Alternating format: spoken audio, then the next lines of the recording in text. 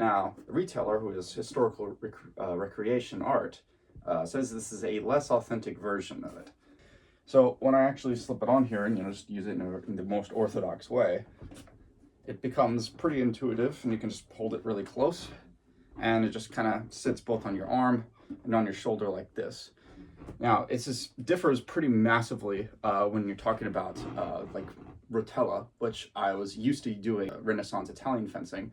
What they do is it's a much flatter shield, still convex, but it's not as concave as this one is. And it enables you to really hold it out and be able to use that distance and use that geometry to be able to defend yourself a little easier. But this one is not as viable. One, it's a heavier shield, and two, it seems specifically made because of the concavity to be able to pretty much put up on your shoulder and just rest there and just put up all day.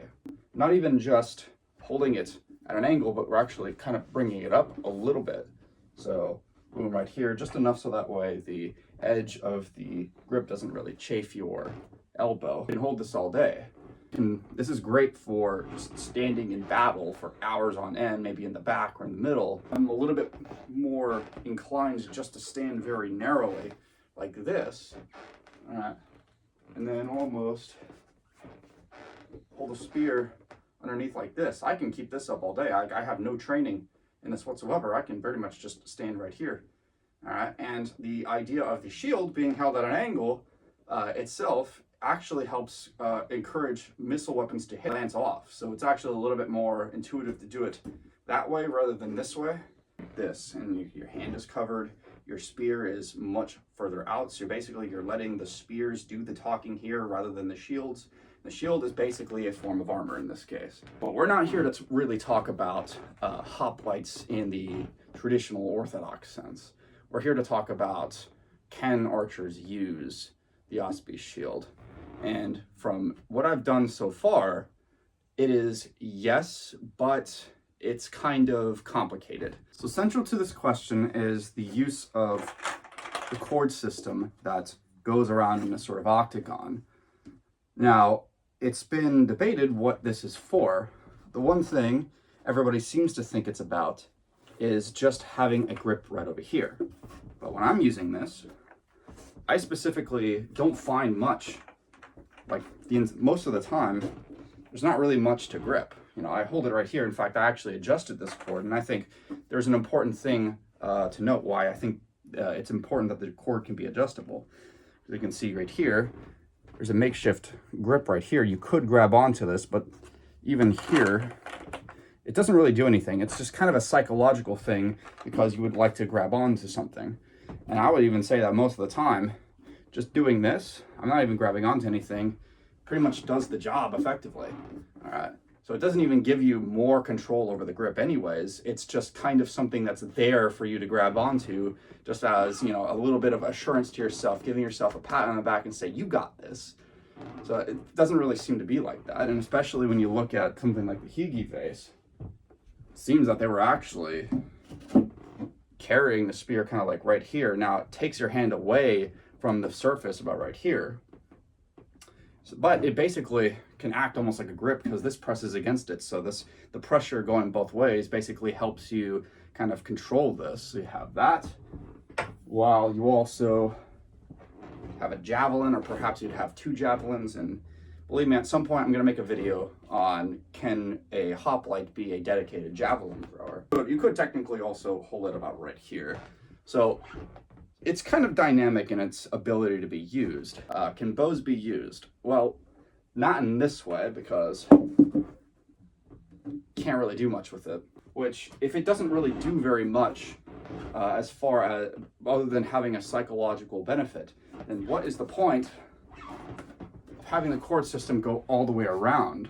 Well, personally speaking, from what I've seen a couple of depictions in figure pottery of archers actually being able to loop their hand through these cords and be able to somewhat use some bows to be able to reach their hand all the way out and through. Now, I'm not saying that that's specifically made to accommodate archers, but what I think it is that it's an extension of being able to use it in a sort of a dynamic of different ways. The reason why, despite the fact that we know that Athens had 1,600 archers through pretty much after the Persian Wars and the majority of the Peloponnesian War, then Thucydides says that they didn't actually possess any light-armed men. Well, what we're probably referring to is that archers are one of two things.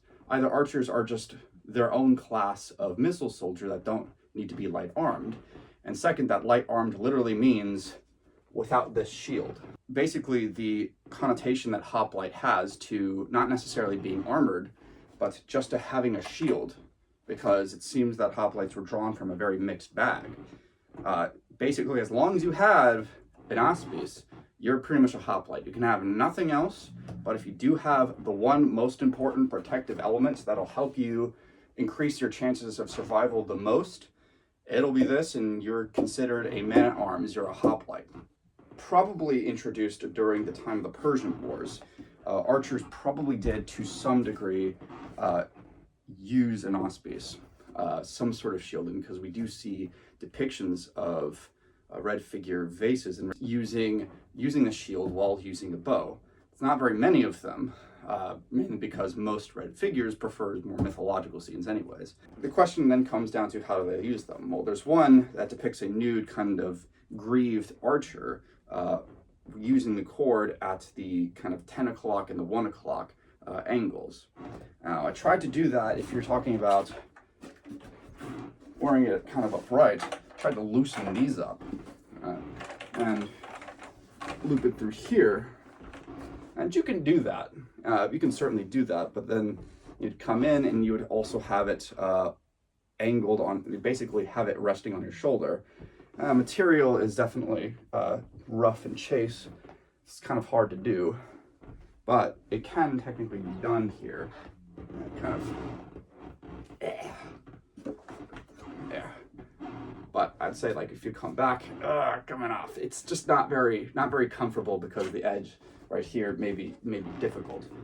So then that also brings into question, well, they have an entire cord system all the way around, right? And so I saw, maybe we can use a little bit of geometry. You can see that these two pieces are a little closer together, right? So that brings these a little closer together, more like this and that. So it's kind of something where you kind of need to experiment a bit, right? So what I did is I tried to loop from here to here, so that way it's a bit more leverage. Kind of get this over, boom, and you have something like this. Having it balanced right on your arm right here, the materials kind of chafe the skin, but it's perfectly, if you can get used to it, it should be fine. And it does kind of dig into your arm right here. So as far as soft factors are concerned, it's not exactly ideal, you could say. But in this case, you could technically outstretch your arm, get out a couple of volleys. But what I found is that because you're being kind of limited by the shield right here, what you may actually prefer is you may prefer using a light bow just to be able to pull just from this one side, because having a push and pull in this case, what we would call like a double draw, would probably be very difficult to do, especially when you're being weighed down over here. So just being able to keep it out here for a short extended amount of time and just pulling from one side and maybe even torquing from the hand and just being able to shoot like this, it's probably a little bit more viable. I've shot it a couple times. I'm able to actually get a pretty good release mechanic just from using the static release. Mainly as long as I'm working through the torque, it should be fine. But if you see from the front, you can actually come back, pull, boom, come back, pull. And so right now I'm protected just like a hoplite. And once it's time that my arrow volleys are out, I would then withdraw through the lines, get a little rest, then maybe come back. A little bit more comfortable, and as long as you can get this elbow up. All right, so you feel a little stretch right here, so there's a little bit more range of motion. And then you can torque like this. And so this is kind of something where maybe lighter draw weights would be a little bit more viable if you were doing something like this. And then there's also something where, you know, you could put this around your neck and it could take off some of the pressure. So that way you can maybe use it a bit more effectively in this case. So kind of like a guige would work. All right, so therefore you can actually do something a little bit more viable, sort of like this, where you can actually kind of free up your hand a bit. Boom, back up. Whoa, boom. And then, yeah, basically that would work, but it's a little bit uncomfortable on the neck, obviously. So it can take a little bit of experimentation to do, but I can definitely understand that this probably was not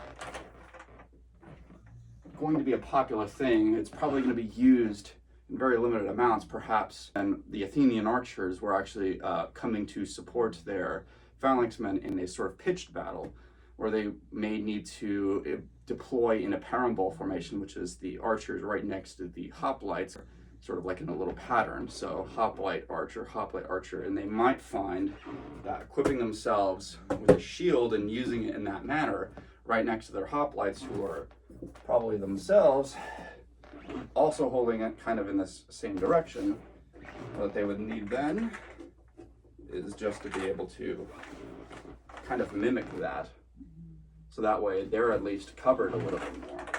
Okay, so the way I found is that compared to this normal way to hold it, I actually found that if you tie these up and let this loose and then turn it this way, it can provide enough space for you to actually wrap this cord up all the way right up onto your trap muscle, get this right up here onto your elbow, and you basically be able to wear your Aspis shield as an archer.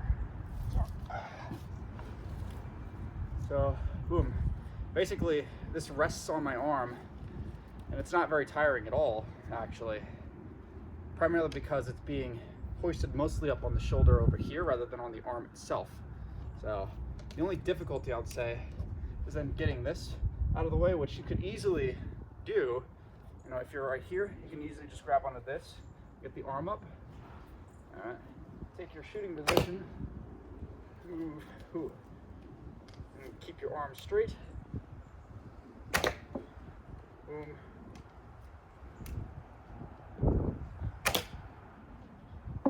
So it really does work very well, and I do find that shooting in this sort of hinged position is kind of intuitive, but also crossing over as well is kind of a nice intuitive position to be. Sometimes time to rest, you can just take your arm back and just retract everything, and the shield kind of works on your upper arm. You can kind of stand at the side like this, and it mostly covers you and can even get down low, and you're pretty much well covered in this case. If you need to shoot, boom, bring it back up, set up, boom, use your volleys, boom.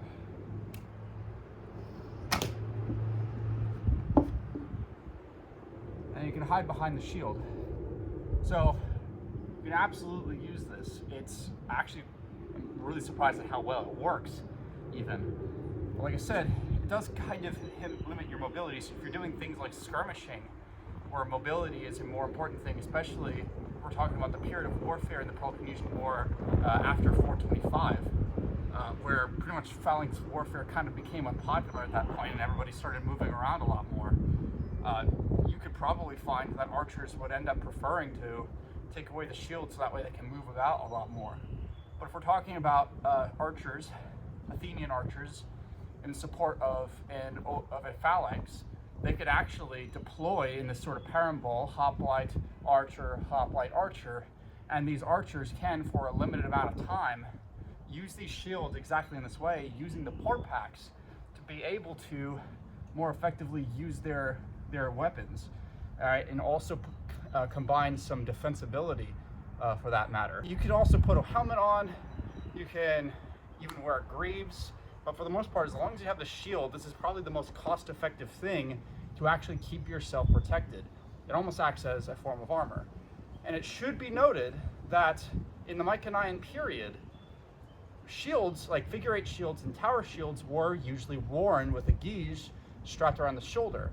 So the idea of Aspis shields also being potentially worn, which I'm demonstrating here, you can absolutely do that with the Porpac system, is something that might have been a sort of continuation of that. You can even kind of move along with it.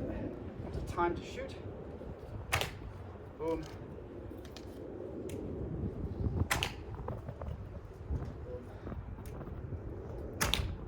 I would imagine that a lot of people would have preferred, if they were an archer, just to ditch a shield altogether and just think that they function better without one. Just like javelin throwers might throw aside a shield, become light armed, and just use just their hands, right, just so they can be more mobile, right, and therefore they can actually use a little bit more powerful javelin throwing techniques rather than being limited by the heavy shield.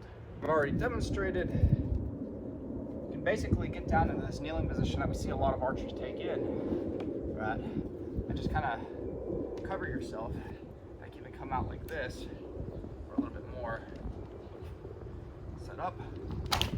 Boom.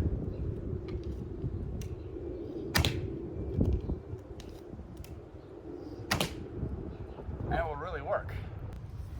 So you can see from the front that if missile weapons were to come at me, I'm actually pretty well covered. And then shoot, and then cover myself. So it really does kind of show that this Porpac, it's kind of made to be adjusted so that way it could probably accommodate something like this. The other question comes down to just how mobile can you be with this. I'll try to, my backyard's kind of slippery, so I can't really move around too well already, but we'll see what we can do with this.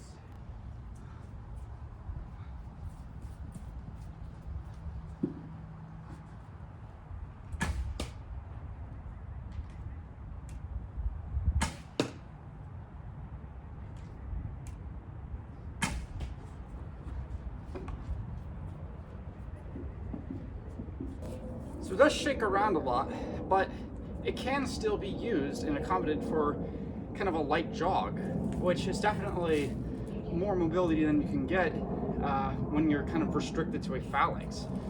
So archers with a shield fighting in a very loose formation or out of formation can still easily outmaneuver anybody who is more heavily armored.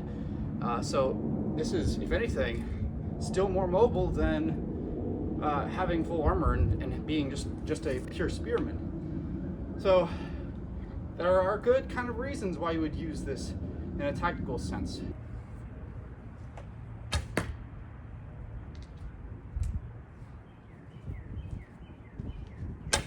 Say that if I was to release from this hand,